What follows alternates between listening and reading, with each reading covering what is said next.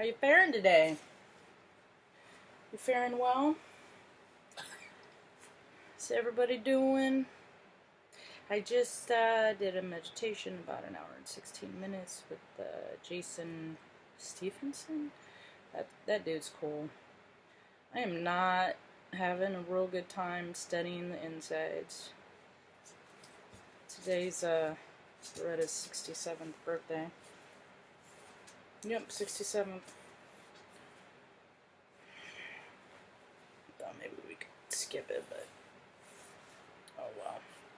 Anyway, just getting ready for my daily dose of what can I be for you to hire me? So, I'm going to try and do the little positive note today, because she's just, I'm tired of being fucking dirty. I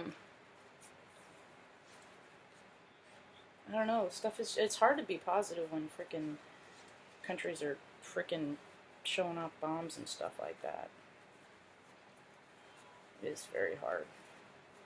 Trying to do this by muscle memory. I usually can, but I think I didn't start it out right. Anyway. I had some good stuff in my meditation today. Some good stuff came to me. Is that people really need to focus on the fact that when we were born, I'm telling you guys to focus, and I can't even focus on fucking tying this bow tie right here, right now. When we were born, these little babies, little spirits were born in these little baby soul sacks. And then, as we grew up, the outside world had better ideas of how we should live our lives instead of us. And,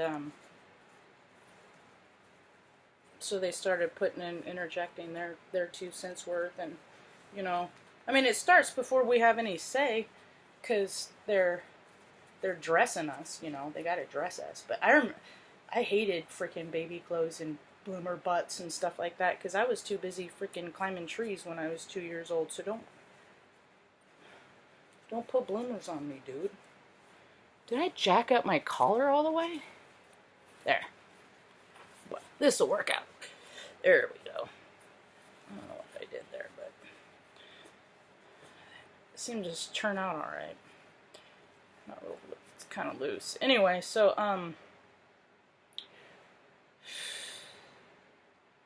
yeah, I hated that. They put barrettes in my hair, and I would freaking pull them out. They wouldn't last 3 seconds.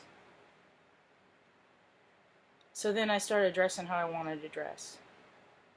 But then they didn't agree with it. But then they would do things like put me in freaking dresses with tight skirt pants. It just... Anyway, so, my point is, there's a selected group of us that freaking live this way for a long time, and then we start... Some of us, you know, break out the constraints a little bit sooner. I kind of, you know, I've never conformed to what anybody told me to do. I played the game for a while and I made great strides, but that game is, I don't do good at games. I like real life. So I prefer to live real life. Real life isn't freaking, to me, real life is spending time with people that you care about, gardening, doing things to build on your close proximity and your community and your family. Has nothing to do with awards. Has nothing to do with recognition or prestige, although many people would like that. I have no hope for a legacy. This is the only legacy I have.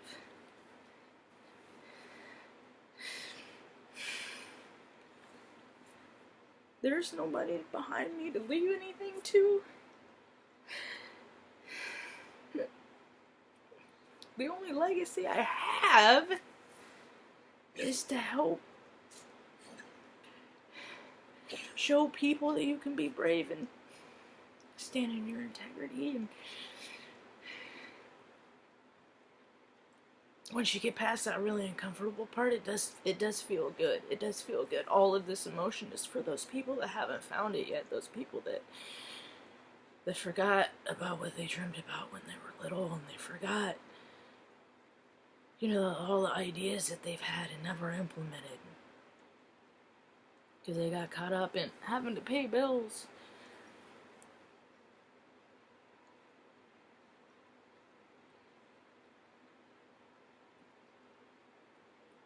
I know a lot of people are so struggling right now. I can feel it. We're all ready for this year to just be over. Just be over. I'm a brave and strong soul. But the bravest and the strongest get weary. I don't even get to rejuvenate when I sleep overnight, because it's just part 2. So I get an hour and a half every day or hour, however long I try to take. I at least try to freaking lay completely still and rhythmically breathe for an hour. And if I can do that, if I can focus on that, then I at least, that's what I can do to take care of me.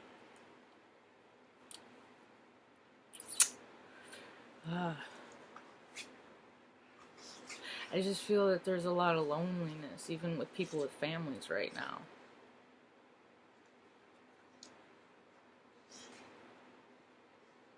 People are tired of not having, it's like all people ever want is to have those heartstring connections and stuff.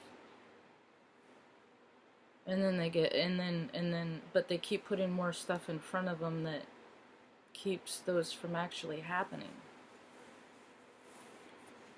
You know, my video yesterday, I talked a lot of trash about millennials, and I tried to make the title, I changed the title I've never changed the title of a video 3 times. I just put a title in and I'm done with it, and I don't even care, usually, ordinarily, until yesterday. And the fact is, it's not, these spiritual ailments that are transpiring on the planet right now, these ailments are not confined and constricted only to the generation of people that were born in 1984 or after. We are all guilty of letting things go to shit, of allowing, of not speaking up for our truth, of not standing up, of not saying, you know what? See, there was a teacher when I was in 7th grade, Mr. Smith. 7th grade's 12 years old, and I've told this story before, but I got suspended on my 12th birthday because I called Mr. Smith a dirty old man, because he was a dirty old man.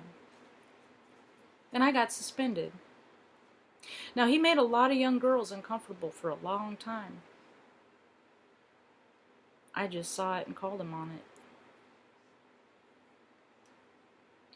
I'm glad that I'm still alive to see the injustices and the ugliness and the cockroaches, the lights turning on to expose the cockroaches of this planet.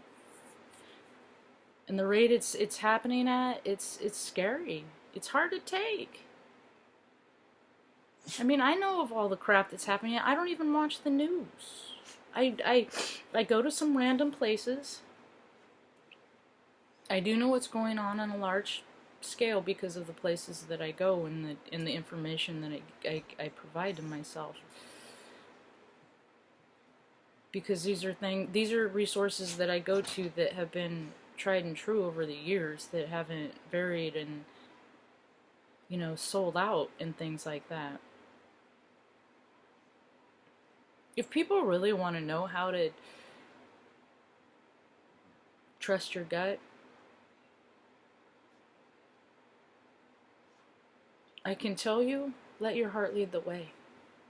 It's okay to let your heart lead. If something doesn't feel right in your heart, it takes your gut and your heart to agree. It's your balancing system. It's your checks and balance, your own personal checks and balance. first, you know, your heart like flares and then your gut is the solid answer. It's the balance, the yin and the yang within you. You know what's right for you. I knew what's right for me. I quit my job and fucking packed up and moved halfway across the country, and the direct result of that hasn't been ideal, but it was right for me. And I will not second guess myself, because I would rather be really... I don't think even I just don't think that because it has panned out differently than I had hoped. I don't think it's not a matter of it. My ideas and how it's supposed to be are just two different things, but because of manifestation and in what I believe in, I know that one day they'll line up. Oftentimes divine timing is that. It's not mine. It's divine. So I'm gonna leave the house. I'm gonna go see if I can spread a little joy.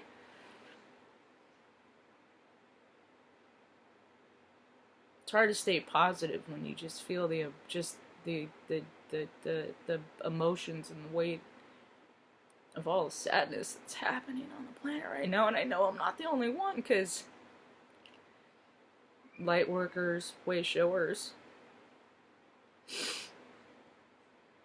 us little guys down here, when if you see one, you gotta know there's 100, like bugs. So that's all I got for today. Peace, y'all.